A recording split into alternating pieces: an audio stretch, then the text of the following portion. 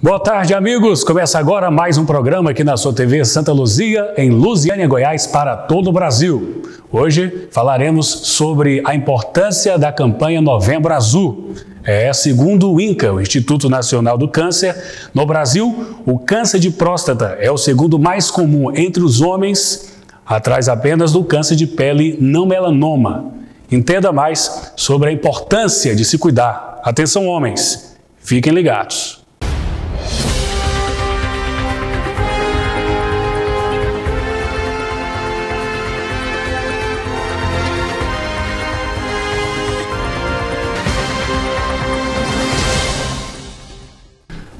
Sejam muito bem-vindos. Neste momento eu peço a sua colaboração. Você pode compartilhar este link e convidar os seus amigos para assistir este programa. Como sempre, trazendo profissionais de diversas áreas, de vários campos do conhecimento, para elucidar e esclarecer as dúvidas aqui no programa. E hoje estou recebendo aqui o doutor urologista médico Gessé Lima. Seja bem-vindo. Muito obrigado, Luiz.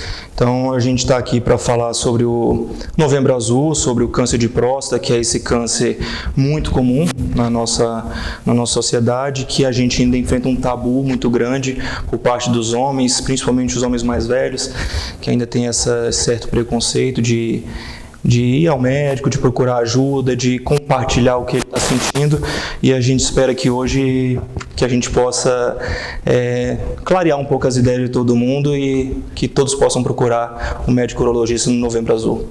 Antes de entrarmos no teor aqui das perguntas, gostaria que o senhor se apresentasse, falasse um pouco sobre o seu trabalho. Então, o senhor é aqui mesmo de Lusiânia? Não, meu nome é Gessé Ferreira de Lima. Sou de Brasília, trabalho em Brasília, trabalho aqui em Lusiânia já há aproximadamente 5 anos, no Hospital Santa Luzia. Em Brasília eu trabalho em diversos hospitais também, a gente faz a parte de cirurgia avançada, cirurgia oncológica, uropediatria também, urologia feminina, então é uma área bem ampla. Muita gente pensa que o urologista só cuida de homem, não é verdade, a gente cuida da criança, a gente cuida da mulher, tudo que tem o trato gênito-urinário, o urologista é o médico cirurgião que atua nessa área. Doutor, e qual a origem e a importância dessa campanha? Então, o Novembro Azul foi um programa criado pelo nosso governo, assim como nós temos também o Outubro Rosa e outros diversos programas, para enfatizar essa importância do homem se cuidar, do homem procurar um especialista, do homem saber, principalmente isso que você falou, esse dado é importantíssimo, esse dado do INCA. Então é o câncer de próstata mais frequente, segundo mais frequente é o câncer de próstata. Então, se você tirar o câncer de pele não melanoma, entre todos os tipos de câncer que a pessoa pode desenvolver, o câncer de próstata é o mais comum. E a gente tem estudos atuais, agora de 2019, da Escola Europeia de Oncologia, mostrando que se você pudesse escolher um câncer para você ter, você tinha que escolher o câncer de próstata, seria esse. Por quê? Por mais que ele seja muito comum, ele é um câncer de baixo crescimento, ele é um câncer de crescimento lento, um câncer que o paciente pode cuidar, pode tratar, pode viver normalmente. A gente coloca mais ou menos que no intervalo de 5 anos, se a pessoa tem tratamento, 88% dessas pessoas estarão vivas em 5 anos. Agora, por que os homens se cuidam menos? Isso aí eu acho que é algo meio da sociedade, né? A sociedade é mais machista, então o homem tem isso de não procurar um médico, tem muito medo do exame de toque, fala que ele é macho, que ele é homem, que ele não vai fazer esse tipo de exame, e graças a Deus isso tem mudado ao longo dos anos. Aquele trabalho de formiguinha que a gente vem fazendo, a gente está conseguindo conscientizar os homens da importância do exame. Eu sempre falo aos meus pacientes que pensa bem, a mulher vai ao ginecologista desde os 10, 12 anos de idade, você começou a vir agora com 45, 50, então você ainda, para ver se perde um pouco isso, e a gente tenta sempre no consultório também lidar com o paciente com uma forma amiga, uma forma amistosa. A gente às vezes pai, filho, irmão, amigo, para o paciente ter esse bom relacionamento, porque geralmente ele tendo um relacionamento bom com o urologista dele, ele vai seguir esse urologista durante muito tempo e não vai ter mais esse preconceito. E qual o significado do Novembro Azul? para a pessoa que acabou de se conectar na TV? Então seria isso, seria a importância do homem procurar uma ajuda. Eu sempre falo que o nome prevenção é um pouco errôneo, assim, porque eu não consigo prevenir você de ter um câncer, você indo até mim. Você consegue prevenir sozinho, não fumando, não ingerindo bebidas alcoólicas, praticando atividade física, isso você consegue prevenir. Você indo até mim, eu fazendo a consulta todo ano, eu vou conseguir eu vou conseguir detectar uma alteração precoce e aumentando assim a chance de tratamento com sucesso. Agora, o que é o câncer de próstata, na verdade? O câncer de próstata é o que a gente chama mais frequente, né? É o adenocarcinoma acinar da próstata. Então, é o que representa quase que 100% do câncer de próstata. É um tumor maligno, situado na próstata, e a gente, na urologia, a gente consegue diferenciar esse câncer em câncer inicial, intermediário e mais severo. Então, com o exame da próstata e com o PSA, e depois a detecção de um câncer de próstata, a gente consegue colocar o paciente num desses 3 graus do câncer. E com essa campanha do Novembro Azul, as pesquisas, o senhor tem notado que houve uma procura maior por parte dos homens? Todo mês de novembro a gente tem uma procura maior no consultório, a gente percebe isso, que o paciente procura mais, e a gente fica meio sem saber se é por causa das férias, logo de dezembro, esse movimento já cai de novo e volta a normalizar lá para março, tudo, mas no mês de novembro tem uma procura maior. O próprio governo incentiva, tem as propagandas nas ruas, as propagandas na televisão, que é importante essa conscientização, e ano após ano a gente consegue ver aquele paciente, às vezes, doutor, eu nunca fiz a consulta, o pessoal da minha casa pediu para que eu viesse e eu vim hoje, então. Então tem essa conscientização, principalmente da parte dos filhos, que tem menos esse preconceito, a gente consegue perceber isso sim. Quais são os sintomas do câncer de próstata? O senhor não vai responder agora, nós vamos falar no intervalo. Daqui a pouco voltarei com mais perguntas para o doutor Gessé Lima. E você, continue conectado na sua TV Santa Luzia. Na Agropedrosa você encontra peças agrícolas, ferramentas em geral, roçadeiras, motosserras, lubrificantes, baterias e muito mais. Além de equipamentos de irrigação, jardinagem, mangueiras, tubos e conexões. Fabricamos mangueiras hidráulicas, temos cordas e um grande estoque para melhor atendê-los. Tudo isso e com um atendimento personalizado. A Agropedrosa, da cidade ao campo, a mais completa. Estamos de volta com o seu programa, hoje recebendo aqui o doutor urologista Gessé Lima. Doutor, quais são os sintomas do câncer de próstata? Continuando então o nosso bate-papo. Sim. Sintoma, esse é o ponto-chave. Essa pergunta é importante porque a maioria dos pacientes com câncer de próstata não tem sintomatologia nenhuma, o paciente não sente nada. Ele descobre exatamente o câncer de próstata numa consulta de rotina.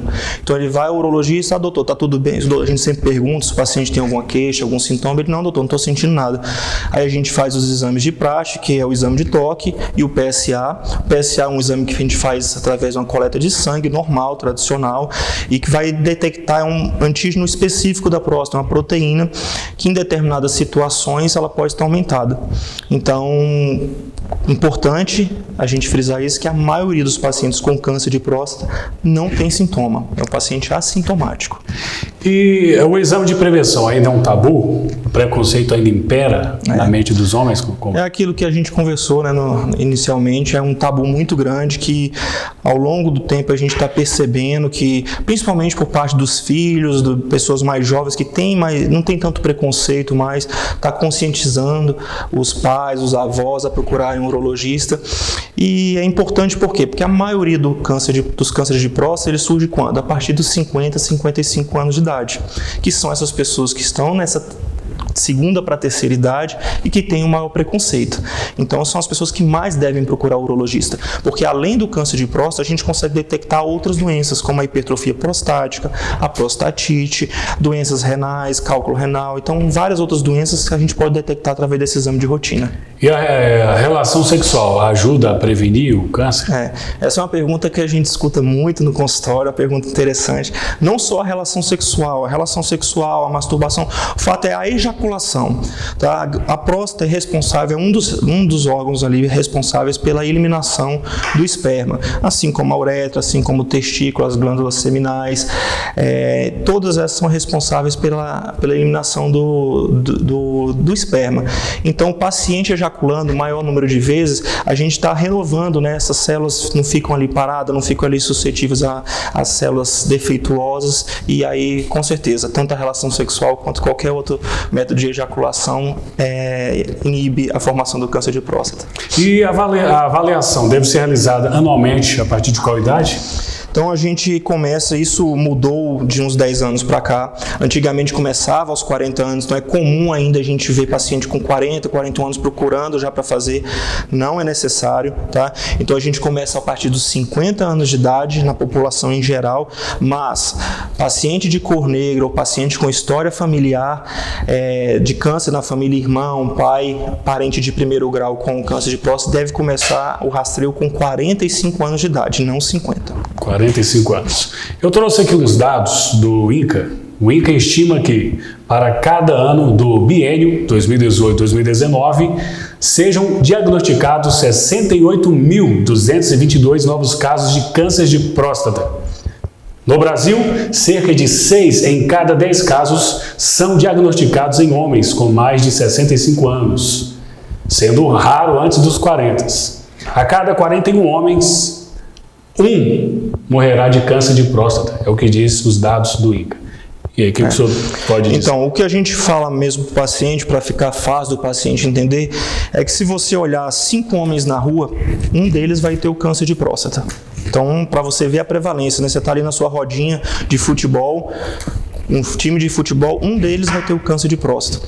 E se você pegar, esse valor está correto também, se você pegar 100 homens, varia mais ou menos de 2 a 3 deles vão morrer de câncer de próstata.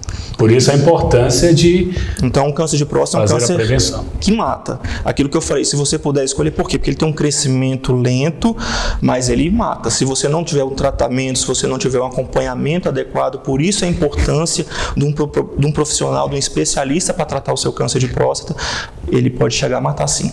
Por isso é importante, né, o homem cuidar da sua saúde, né? Levantar-se, quebrar o tabu. Exatamente. Então, diminuir bebida alcoólica, tabagismo, atividade física, tudo aquilo que a gente já sabe que serve para toda a parte da saúde, serve também para a prevenção do câncer de próstata. Esses são os principais fatores que podem causar o câncer? Ou há outros? Não, esses são os principais fatores. Tem alguns estudos que sugerem traumatismo crônico da próstata.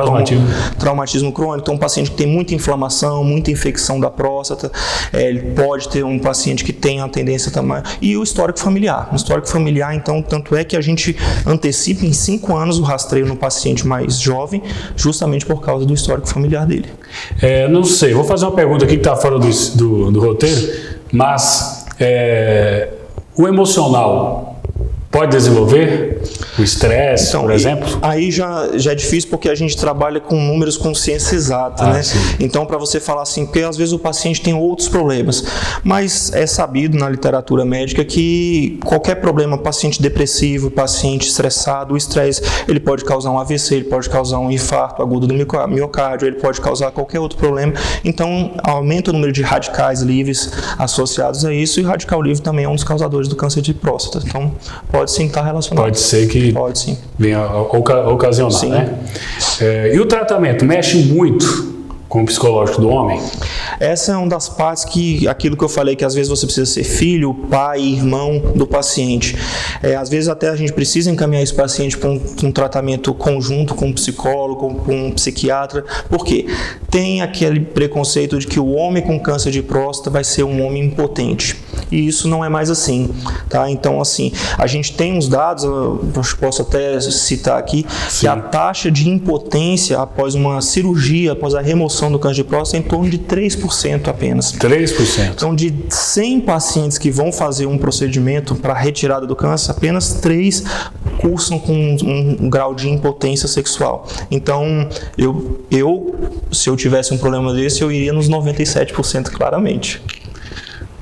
Vou chamar mais um comercial, daqui a pouco voltarei com mais perguntas. Desde os tempos atrás até hoje em dia, o Café Luziânia nos traz alegria. De manhã bem cedinho, depois do almoço, à tarde e à noite, o Café Luziânia é o mais saboroso.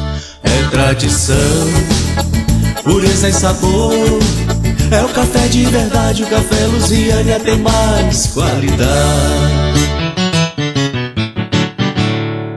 Estamos de volta com o seu programa, hoje recebendo aqui o doutor Gessé Lima. Você que acabou de se conectar, bem-vindo ao programa. Hoje falando sobre a campanha, a importância da campanha Novembro Azul. Ei, prevenir ainda é o melhor remédio. Doutor, como é feito o diagnóstico? Então, o diagnóstico do câncer de próstata a gente faz então através do PSA, que é aquela proteína que a gente detecta através de um exame simples de sangue, e do exame de toque. Então, o paciente com PSA, qual vai ser esse limite de PSA? Depende também de acordo com a idade do paciente. Então, um paciente até 55 anos de idade, a gente considera um PSA normal até 2,5. Paciente acima dessa idade, a gente tem uns outros números que a gente usa, mas basicamente é o valor de 4. Então, o número de corte, então até 4 seria normal. E acima disso já seria alteração. E o exame de toque também. Se eu fizer um exame de toque no paciente, só pelo exame de toque eu já detectar um nódulo, algum caroço na próstata dele, isso já é indicativo da gente seguir na investigação. Como que é feito esse segmento? Então, hoje em dia, o que é preconizado é a gente pedir uma ressonância magnética multiparamétrica da próstata, uma ressonância específica da próstata, e esse exame realizado em mãos experientes, em serviços de excelência, eles trazem uma informação muito boa para a gente. Então, aquele paciente que às vezes você fez um toque, a ressonância pode falar, não, esse nódulo que o senhor sentiu aqui é um nódulo benigno, não tende a ser um nódulo maligno, e a gente pode acompanhar esse paciente um tempo maior. Se essa ressonância vier com um valor mais elevado, a gente que a gente chama de PIRADS, que é um termo técnico, um PIRADS mais elevado, a gente já vai levar o paciente para a biópsia. Então, esse paciente com o PSA alterado, com o toque alterado, ele vai, para ter o diagnóstico, ele vai para a biópsia de próstata. E essa biópsia de próstata, como é que é feita? Essa biópsia de próstata a gente faz com o paciente sedado, então o paciente dorme, o paciente não sente dor, que é um outro preconceito que o paciente tem de medo de sentir dor, de sentir incômodo. O paciente faz sedado, dormindo, a gente retira fragmentos da próstata dele, 12 fragmentos em geral, e manda esses fragmentos para análise. E aí o laboratório vai mandar de volta para a gente se é um câncer de próstata ou se aquela alteração é uma alteração benigna. E é verdade que o tamanho e a classificação do tumor vão determinar o tratamento? Exatamente. O tamanho é mais quando que a gente fala o estadiamento e o grau do tumor. Hoje em dia a gente calcula o tumor em 4 estágios, e sendo que um é o mais brando, o 4 é o mais severo, e de acordo com isso o paciente entra em determinados protocolos de tratamento. Grande maioria dos pacientes, sorte a nossa, é detectado, por isso a importância do rastreio precoce no paciente, por isso a importância do paciente assintomático procurar o médico, porque esse paciente é detectado no estágio inicial da doença, então a chance de tratamento e de cura é muito grande. Falando de tratamento, a primeira opção nossa é sempre a cirurgia, tá? Porque é um momento único, o paciente sai da cirurgia, aquele percentual que eu te falei, a chance dele sair curado é muito grande, tá? Sem resquícios, sem complicações nenhuma. Temos também a radioterapia para esses tumores iniciais, tumores sem metástase, tumores que não extravasam a cápsula da próstata, por isso que aquilo que você falou de crescimento da próstata seria quando o tumor passa do tamanho da próstata e começa a atingir órgãos ao lado, que a gente chama de adjacentes, bexiga, reto, vesículas seminais, então já um tumor avançado. Então, para esse tipo de tumor, a gente entra com uma outra linha de tratamento. Às vezes, hormonioterapia, imunoterapia, quimioterapia, dependendo do caso. Aí, cada paciente vai ser pensado para seu determinado grupo. Mas, a grande maioria é cirurgia mesmo. O paciente vai fazer uma cirurgia para ficar livre do câncer. E qual é o mais indicado? A biópsia ou a ressonância? Então, a ressonância... não impede uma biópsia, né? Então, assim, o paciente, a ressonância é um exame que a gente tem, que até 10, 15 anos atrás a gente não tinha esse exame, e hoje em dia a gente tem esse exame para lançar a mão, para corroborar mais ainda as nossas suspeitas e fazendo com que o nosso diagnóstico seja mais acertado possível, tá? Então, não existe. O paciente que fez uma ressonância sugestiva, ele vai para a biópsia. Não tem como, o diagnóstico é pela biópsia. E quando o câncer se espalha? Aí entra naquilo que eu falei da metástase. Então, um tumor que cresce demais, um tumor que ele começa a emitir células tumorais para outros órgãos, como, por exemplo, pulmão, fígado, cérebro, osso, que é muito comum no câncer de próstata. Então, aí já é outro tipo de tratamento. A cirurgia já não entra mais como um potencial curativo. A cirurgia, às vezes, antigamente, esse paciente metastático, ele nem ia mais para a cirurgia. Era tratamento que a gente chama para amenizar, para diminuir esse grau tumoral dele. Hoje em dia, com os novos estudos e os novos quimioterápicos que a gente tem, de imunoterapia, hormonioterapia, tudo isso, o que a gente tem visto? Que a gente consegue diminuir bastante esse número de tumor extraprostático e, às vezes, fazendo a cirurgia posterior no paciente, consegue dar uma qualidade de vida e uma longevidade maior a ele. E esse tratamento é acessível?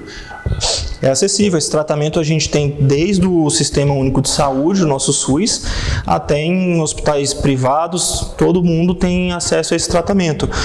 A urologia, ela é responsável por grandes modificações na área cirúrgica no mundo inteiro.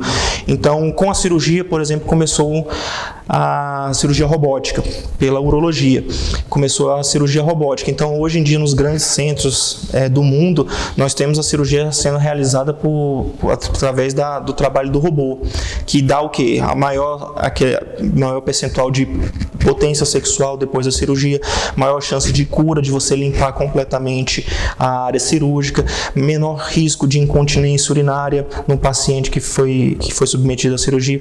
Então, tudo isso. Hoje em dia, no Sistema Único de Saúde, a gente não tem ainda o robô, mas nós temos a cirurgia que já vem sendo feita há muitos anos e com um grau de satisfação tanto do médico quanto do paciente enormes.